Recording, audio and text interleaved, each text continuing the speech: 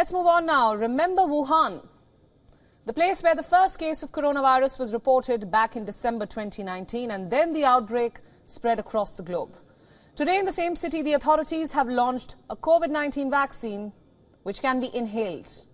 The dose is administered through a cup containing the aerosol of the vaccine, and the recipient takes a deep breath from this cup. He or she has to hold his or her breath for around 5 seconds and then slowly exhale. While there are some concerns over the efficacy of Chinese vaccines, the ruling Communist Party announced that its entire top brass is vaccinated. In a press conference, it was announced that the domestically produced shots were administered to the leaders of the state and ruling Communist Party. Remember, China has not imported any foreign-made vaccines, and only Chinese-manufactured ones are available to its residents. The Chinese capital shows tentative signs of a return to normal life. This after a reversal of a hardline pandemic policy that hammered the world's second biggest economy and ignited rare protests.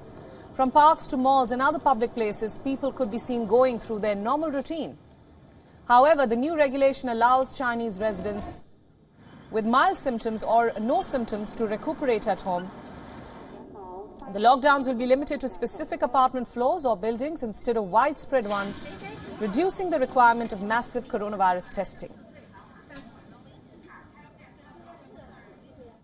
也是必然趋势，早晚得放开，不能老像之前似的啊。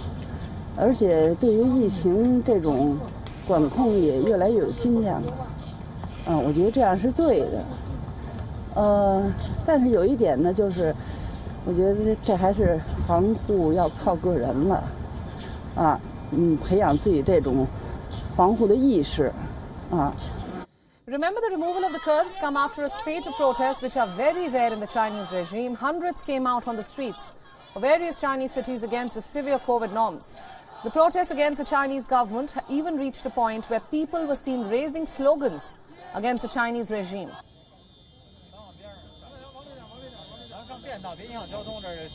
WION World is now available in your country. Download the app now and get all the news updates on the move.